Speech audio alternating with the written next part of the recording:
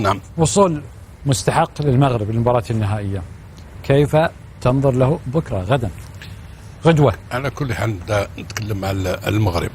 المغرب عنده فريق في المستوى، دفاع، وسط، والهجوم متلاصقين، ما يخليوش اللي يتسع ليسباس بينهم. عندهم ينجموا يلعبوا كرة تاع ثلاثية، ينجموا يروحوا على الأطراف لأن عندهم لاعب في راس حربة يطلع مليح، والو قصير شوية يطلع مليح. كي يطلعوا جماعيا ويلعبوا القوة تاعهم المغرب، لأن لاعبين فنانين ويلعبوا يلعبوا جماعيا، ستادير كوليكتيف، يلعبوا جماعيا. القوة تاعهم هنايا. الأردن تختلف عليهم. الأردن عندهم لاعبين في المستوى، عندهم يدافعوا، يحافظوا على الدفاع تاعهم ويديروا زوج خطوط. أنا في المغرب كابتن، نقعدوا في المغرب. فقط المغرب. من بيكلم عن المغرب؟ نعم. تفضل مايتي. خالد، المغرب حقيقة هو أنا أعتبره هو أفضل فريق فنيا، يعني تحسك عندهم كواليتي، اللاعبين عندهم جودة لاعبين، والدليل النتيجة الكبيرة والصريحة والمستحقة 3-0 على الإمارات. فريق الإمارات متوقعين احنا يوصل أبعد، أيضا نتوقع يوصل للنهائي، لكن يفوز عليه بهذه السهولة. نتيجة كبيرة وعريضة وصريحة. قوته أيضا في بدلاء، قوته أيضا في قراءة المدرب ووقوفه على المنطقة الفنية وتبديلاته وتدخلاته، يعني ما يتأخر المدرب، دائما تبديلاته في الدقائق 60 في 70 ماكسيمم، ما يتأخر في الثمانينات، لا يبدل في 65 و70، واللي يبدلهم يسجلون ويصنعون أهداف. عنده عناصر جيدة حقيقة، عنده شكل ما قال الكابتن عادل، عنده اللاعبين متفاهمين يلعبون في دوري واحد، خاصة باش وحريمات وسط ملعب يلعبون في فريق واحد. انعكس أدائهم على فريق في وسط الملعب، يعني يمسكون وسط الملعب صح، خاصة اللاعب حريمات حقيقة أنا أعتبره من أفضل لاعبين وسط الملعب في البطولة. عنده أيضا ظهراء جنب صريحين، مع أن يلعبون بطريقة الأربعة، لكن نجد المساوي وبولاكسوت دائما يهاجمون يصنعون أهداف دائما طوال المباراة. عندهم واجبات هجومية وواجبات دفاعية. عندهم طنان احنا اللي نعرفه صانع لعب تحت المهاجم، نعرفه في الدوري القطري حريف، لبسته حلوة، الكرة الثابتة عنده الحلول، زحزوح، من أفضل اللاعبين في الدوري القطري. وقلنا الوكرة محظوظ به الآن، فعلا واضح أنه نشيط يعمل الإضافة. عندهم حقيقة حارس كبير بن عبيدي اللي بينافس بوليلة، أنا أعتقد هم الاثنين بيتنافسوا على جائزة أفضل حارس في البطولة. فريق المغرب فريق عنده الجودة وعنده مدرب ممتاز جدا، يعني أنا عجبني لما حط عبد الرزاق حرمة الله على دكة البدلاء. حمد الله حط على دكة البدلاء رغم تفوقه بعد إصابته.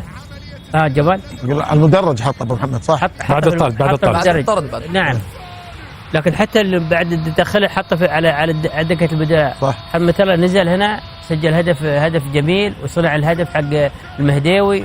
وانا اعتقد انه بكره بيلعب اساسي. حمد الله للعلم توقعاتي انه بكره بيلعب راس الحربة الاساسي في المباراه، لانه لاعب كبير، عنده الحلول، عنده الصناعه، عنده يعني منطقه 18 هو حافظها حمد الله. فبكره مباراه متوقعه ان تكون جيده وصعبه جدا.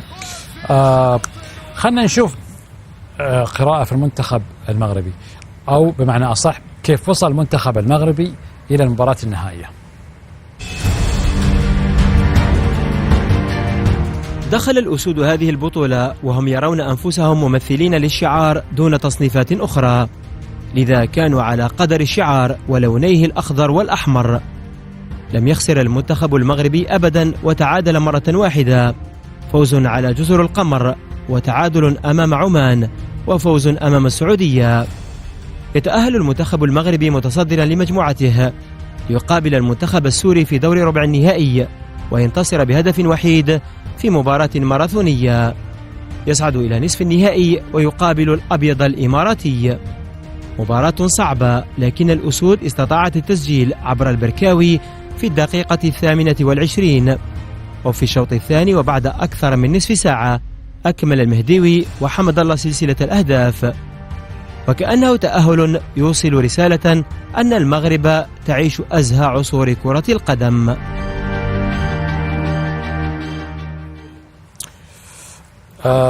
محمد، طريق المغرب كان صعب، شاق، سهل؟ لا، متطور يا ابو جاسم. يعني المنتخب يعني قوي، كاسم منتخب المغرب سواء الاول او الثاني او الثالث. اذا تكلمنا عن الاحترافيه والقوه موجوده عندهم، ولكن اتكلم في هذه البطوله كان مستواه متطور من مباراه لاخرى. واعتقد انه وصل لمرحله الكمال في المباراه السابقه، كان يؤدي عطاء مختلف خصوصا امام منتخب الامارات اللي اتفقنا انه منتخب قوي ومتكامل ويملك عناصر قويه جدا. لذلك كانت ردة الفعل قوية من المنتخب الاماراتي في شوط كامل، قدم كل شيء. وفي المقابل راح يواجه منتخب الاردن اللي اتفقنا جميعا ايضا بانه المنتخب الاول في التنظيم الدفاعي، منتخب منظم دفاعيا يصعب الوصول لمرماه باي طريقه كانت. وانا اعتقد هذه هي العلامه الفارقه في مباراه الغد، ما بين فريق متكامل هجوميا يبدا المباراه بقوه يضغط بدايه المباراه، وما بين فريق متكتل ومنظم دفاعيا بشكل كبير. انا اعتقد انه الاشكاليه الوحيده على منتخب المغرب اللي اتفقنا عليها انه الشوط الثاني في كل مبارياته يتغير 180 درجه تماما، يختفي الجرأة والشراسة اللي يقدمها في الشوط الأول، ومن ثم الشوط الثاني يكون يعني منتخب يعني بدنيا ولياقيا يختفي بشكل كبير. هذا اللي حصل أيضا أمام منتخب الإمارات لولا الثلاث تبديلات اللي حصلت في العشر دقائق الأخيرة اللي غيرت موازين المباراة. لذلك أنا أعتقد أنه منتخب الأردن بيمشي على نفس النهج اللي لعبوا أمام السعودية، بيسوي نفس النهج أيضا أمام منتخب الإمارات وأمام منتخب المغرب، ويحاول أنه يخرج الشوط الأول بأقل الخسائر ويحافظ على شباكه، ومن ثم ممكن يستفيد من الحالة البدنية واللياقية اللي تكررت مع منتخب المغرب كثيرا. وأنا أتوقع إن شاء الله أنها مباراة قوية بحول الله. أبو جاسم، أنا لو أقيم كل الفرق اللي شاركت في البطولة، المنتخب الأردني والمنتخب المغربي، أنا أوصفهم أنه المنتخبين جوعانين فوز، الفريقين جواعة مال فوز. صح. كل الفرق يفوز بعدين مستواه ينزل، يفوز مستواه ينزل، أداء مو زين، أداء اللي تعادل واللي خسر واللي كان. الفريقين من بداية البطولة لنهاية البطولة في أداء تصاعدي، باستثناء الأردن شوية بمباراة العراق، كان العراق متوهج بشكل كبير، لكنه المغرب يمتلك حلول جدا جدا كثيرة.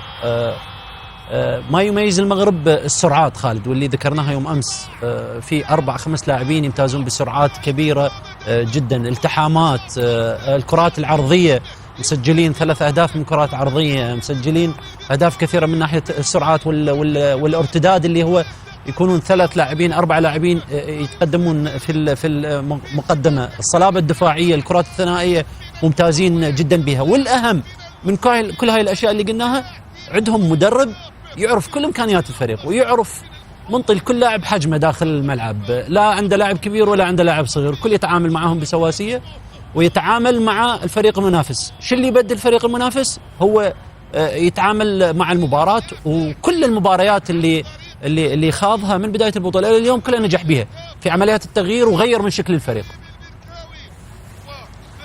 أبو جاسم. أحمد الرواس بعدين عثمان. حاضر يا خالد، منتخب المغرب فريق متميز خاصة في الشق الهجومي بالنسبة للزيادة العددية.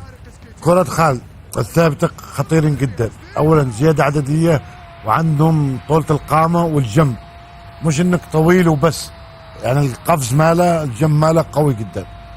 الكرات الثابتة كلها إن كانت كورنر ولا خطيرين جدا، أول زيادة عددية والتمركز صح. كرات نفس الشيء المتحركة خالد في الشق الهجومي خطيرين جدا بالزيادة العددية. وين الكرة إن كان خط 6-18 يعرفوا يلعبوها، وهذا قادرين بشكل تسجيل الأهداف. لا يمكن تسجيل الأهداف بهذا الكثرة إلا إذا عندك شق هجومي متنوع. ثاني حاجة خالد بيلعب بفلسفة ما حد يلعبها إلا منتخب المغرب حاليا.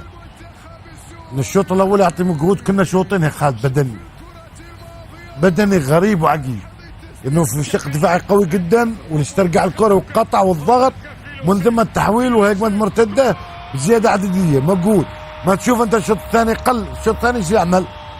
شق دفاعي قوي ويعتمد على التحويلات السريعه والهجمات المرتده، لان مجهود الشوط الاول كان مجهود شوطين، ما يسمى اللعب الفعلي. لاعب قوي جدا يقول لك انا احسن انهي المباراه من الشوط الاول واحط هدفين، فعلا يوصل بعض الاحيان هذا الحلول انه يسجل هدفين. الميزة الأخرى مع هذا الفترة خالد صار انسجام قوي جدا بين اللاعبين. عندك خالد حتى في التحضير من الخلفي البناء غير الفرق الأخرى يبني بالاثنين اللي في العمق مع الاثنين المحاور، ويعطي الأظهرة هم كأنه لا جناحة ويدخل لا جناحة للعمق للزيادة العددية. فأنت حتى إذا تريد تمسك وتعمل ما يسمى رقابة صعب انك تراقب، ما تدري من وين يجيك بالزيادة العددية. وهذا اللي يميزهم صراحة، مدرب ذكي جدا يعرف كيف يتعامل. شوط أول له طريقة خاصة، الشوط الثاني طريقة التشكيل ما تدري من التشكيل يلعب لك هذا اليوم يغير هذا. عنده حلول كثيرة يا خالد، لاعبين متمكنين ولاعبين محترفين والانضباط عندهم قوي جدا. فصعب يعني منتخب صعب ومنتخب قوي، حتى لو خسر البطولة أو فاز بالبطولة يبقى منتخب قوي. مش لازم خالد دائما الأقوى والأفضل انك تفوز بالبطولة، بعض الأحيان يحتاج لك الحظ في بعض عثمان شو بتقول عن منافسك بكرة؟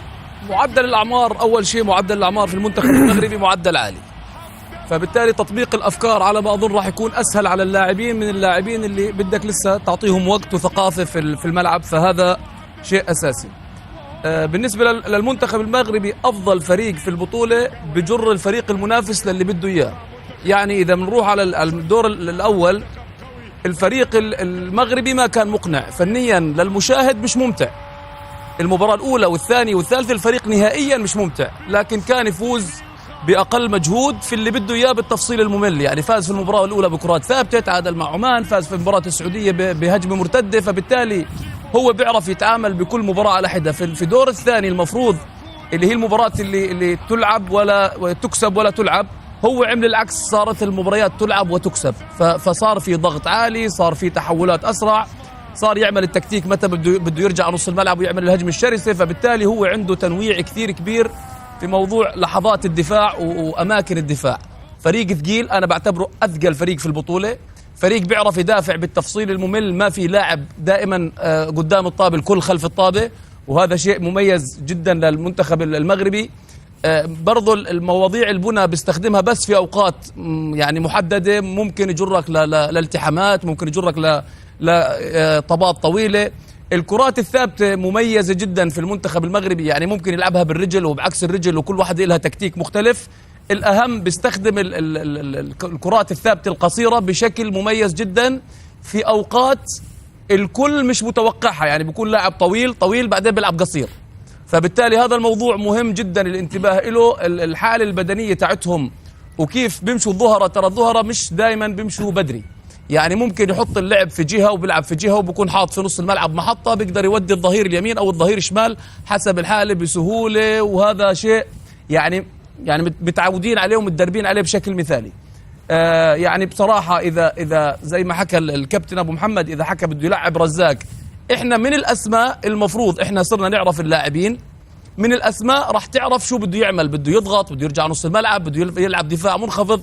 فموضوعه مبني على اللاعبين المتواجدين. موضوع الشوط الثاني اللي بيعمله هو موضوع بيلعب فيه في التكتيك، الموضوع البدني. يعني هو في النهاية المدرب السكتاوي معلم في الموضوع البدني بشكل كثير كبير، فبيستخدم اللاعبين وبيستخدم التكتيك بناء على البدني، وراح تفهم من الشوط الأول شو راح يعمل الشوط الثاني، وراح تفهم من النتيجة هو شو كيف بيتعامل في المباراة. ومرة واحدة غير طريقة اللعب هو فقط لا غير، طول البطولة بيلعب 4، لكن في المباراة الوحيدة اللي غير فيها اللعب اللي هي في آخر مباراة لعب 5. فبالتالي أنت بتلعب ضد منتخب ثقيل ومحترم. خلينا نشوف لقاءاتنا مع لاعبين منتخب المغرب.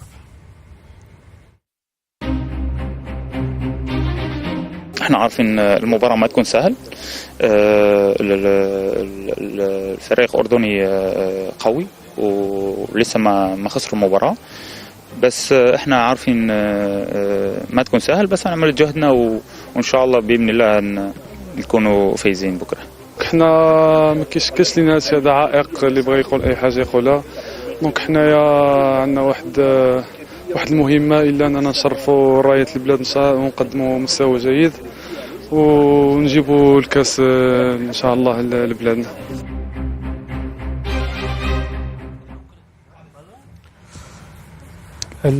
فهد الأنصاري، كلمني عن لاعبين المنتخب المغربي، من اللي ممكن يصنع الفارق، من اللي ممكن يكون مفتاح اللعب في المنتخب المغربي؟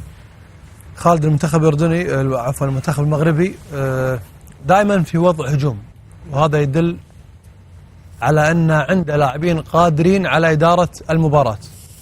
حراسات أعتقد من أبرز لاعبي البطولة، قائد الفريق يمتاز صراحة بصفة القيادة. نعم حريمات، نعم حريمات، أو مع باش، لعب مع باش أحيانا، وأحيانا كيلعب مع وليد الكرتي. في كلا اللاعبين اللي يكونوا موجودين معه دائما هو دوره واضح، سواء في عملية التحضير، أيضا المدافعين قادرين على إدارة المباراة. خالد، أصعب مباراتين لعبها المنتخب المغربي ضد جزر القمر وعمان. ليش؟ لأن الفريقين يلعبون على التحولات. نعم هو فريق مميز في الهجوم، لكن عنده نقاط ضعف. منتخب جزر القمر في الشوط الثاني أعتقد أنه يمكن أكثر فريق وصل على مرمى المنتخب المغربي من كل المنتخبات اللي لعب ضدها. سجل هدف، أضاع فرص كثيرة في الشوط الثاني. المنتخب العماني نفس الشيء. ليش؟ لأنه يلعب على التحولات. لذلك أعتقد أن المنتخب الأردني إذا كان يبي يشكل خطورة، مو بالضرورة أنه يسجل أو يفوز، لكن يلعب على تحولات ويلعب على لاعبين قادرين على أنه يوقف الكرة ويطلع الفريق لمناطق عالية. المنتخب المغربي عنده إمكانيات فردية، شفناه خطر جدا في الكرات الثابتة. في كل أول مباراة سجل هدفين في كرة ثابتة، ومتنوع، ما يلعب كرة ثابتة من اللمسة الأولى وبشكل مباشر، أحيانا يلعب لعب مركب. لذلك المنتخب المغربي متنوع في الحلول، وهو من وجهة نظري الأقرب. يا فهد، على كلام فهد، ليش جزر القمر أكثر فريق لعب مع المغرب وحصل؟ لأن أقوى فريق شفته بدني. المغرب مثل ما قلت لك الشوط الأول يعطي مجهود شوطي، فالشوط الثاني يرجع. هذول أنا حتى اللي شفت، حضرت مع مباراة عمان استغربت. العماني دائما يميزنا بدنيا، تعبنا منه. مقابلة الإمارات ما رجعش الخلف. كمل. لا أنا بتكلم على جزر القمر. شوف المنتخب المغربي خالد، يمكن احنا آخر منتخب لعب مع المنتخب المغربي. خالد صراحة المنتخب منتخب ذكي بشكل يعني مميز، خاصة المدرب مثل ما قالوا الإخوان، طريقة التبديلات، قراءة المباراة، والشيء اللي مساعدنا طبعا مثل ما قالوا الإخوان عامل السن. الأغلبية لعيبة خبرة، فقادرين ينفذون خطة المدرب.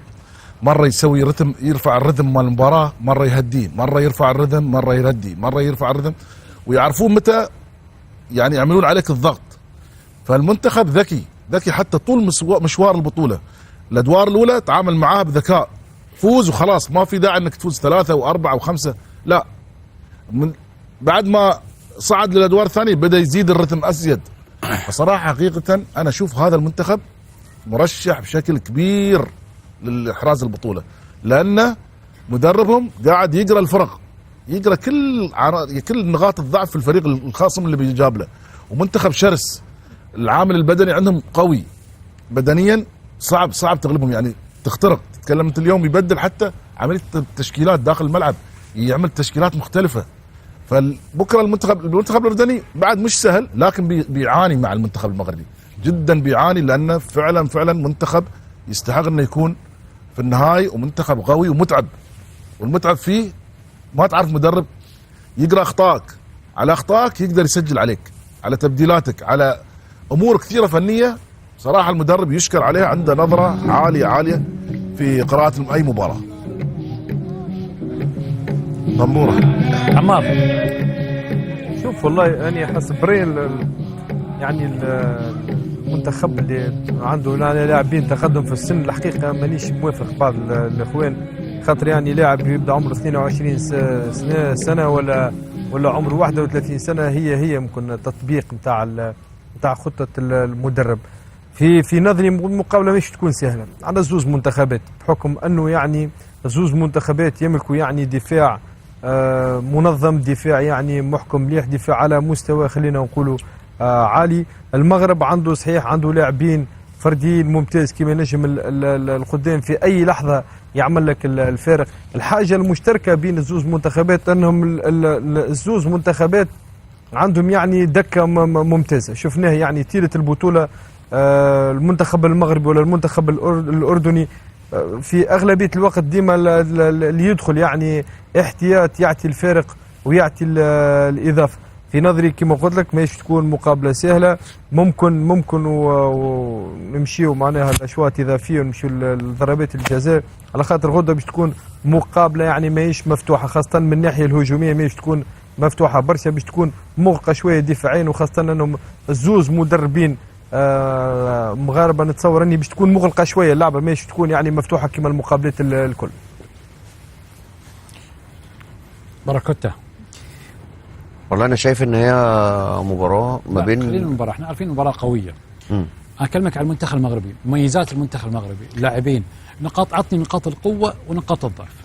والله نقاط القوه في المنتخب المغربي كتير، لان المنتخب المغربي عنده هجوم قوي، عنده ضغط شديد جدا بيضغط بيه على اي فريق، وبيحاول ان هو دايما يخلص المباراه من الشوط الاول، حتى ما الزمايل لما قالوا ان هو في تراجع في الشوط الثاني، ولكن تراجع بيبقى تراجع مدروس، ويقدروا ان هم يطلعوا في اي وقت بمرتدات ويسجلوا زي ما شفنا في المباريات الاخيره.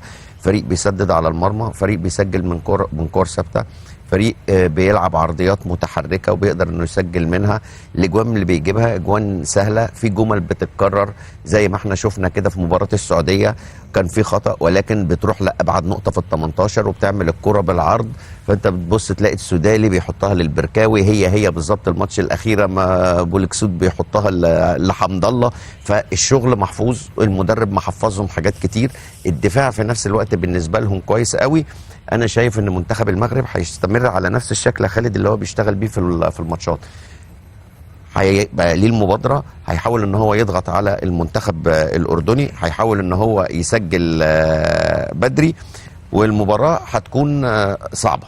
يعني المباراه هتكون صعبه، اعتقد كده زي ما فهد قال، حريمات ساعات بنشوف جنبه باش، ساعات بنشوف جنبه الكارتي. مباراه نهائيه ومهمه زي كده اعتقد ان احنا هنشوف باش، مش هنشوف الكارتي، ويبقى ممكن يبقى ورقه رابحه، ممكن يبقى من ضمن الرباعي الهجومي. يمكن ماجد اتكلم قال لك حمد الله ممكن يشارك، انا شايف ان هو ممكن جمال السلامي يحط في دماغه ان حمد الله لعيب خبره، ولكن السن وليد ازارو اخف منه، بيتحرك اكتر منه، فممكن برضه يبقى ورقه رابحه. اللي يقدر يسجل كتير من لعيبه المغرب، يعني اي واحد من العناصر الهجوميه يقدر يسجل من الكرات الثابته، ممكن السردباكين اللي ورا اللي مساكين ممكن يطلعوا ان هم يسجلوا، الظاهرين بيدافعوا كويس وبيهاجموا كويس. نقطه الضعف الوحيده اللي في منتخب المغرب ان انت لو سابك تجيله فضل واقف في مناطقه وسابك اي فرقه تجيله، هيسبب مشكله كبيره للمنتخب المغربي، زي ال 45 دقيقه بالظبط اللي حصل في ماتش جزر القمر. هو المغرب بيضغط على الفرق كلها، اما رجع ورا شويه وساب الكوره لجزر القمر تعبوه جدا جدا جدا. عادل، يعني امال كبيره معقوده على هذا المنتخب، وفي نفس التوقيت فوزه في البطوله راح يسبب نوع من الضغط على المنتخب الاول. هذا المنتخب رديف وجاب كاس العرب، فما بالكم انتم؟ فعلا يعني الشارع المغربي يتحدث بقوة هذه الأيام، ونحن على أبواب افتتاح كأس أفريقيا يوم الأحد القادم ضد منتخب جزر القمر. هاد اللاعبين المتواجدين الآن بقطر فهم لاعبين يعني يمثلون الدوري المغربي الاحترافي، خاصة الفرق المجربة كفريق الجيش الملكي، نهضة بركان، الوداد البيضاوي، بالإضافة بعض لاعبي فريق الرجاء البيضاوي، وهذه الفرق من أقوى الفرق على مستوى الدوري المغربي الاحترافي الأول لكرة القدم، بالإضافة كذلك إلى بعض اللاعبين الممارسين في الدوريات الخليجية مثل السعودية، الإمارات، قطر، وكذلك بمصر. أعطت لحمة قوية، ولاحظنا على أن هذه العناصر مع مرور المباريات باستثناء كما ذكر الزملاء على أن المباراة الأولى ضد جزر القمر خلال الشوط الثاني، وهذا راجع لتأخر دخول اللاعبين إلى قطر لمشاركتهم في مباريات الكأس الإفريقية. هذا المستوى الذي قدمه العناصر الوطنية تدريجيا وتحديدا منذ مباراة الجولة الثالثة ضد المنتخب السعودي ثم السوري وأخيرا الإماراتي أعطت ضغطا، خاصة أن الإعلام المغربي وكذلك على مستوى التواصل الاجتماعي بالمغرب أصبح هناك ضغطا على أبناء وليد الركراكي، لأن النتائج التي أصبح المغرب يجنيها مؤخرا أصبحت هناك ضغط على المنتخب الأول. لماذا؟ لأن المغرب حقق عدة إنجازات على المستوى الدولي، لكن كأس إفريقيا بقت وحيدة فقط في خزانة الجامعة الملكية المغربية لكرة القدم منذ 1976.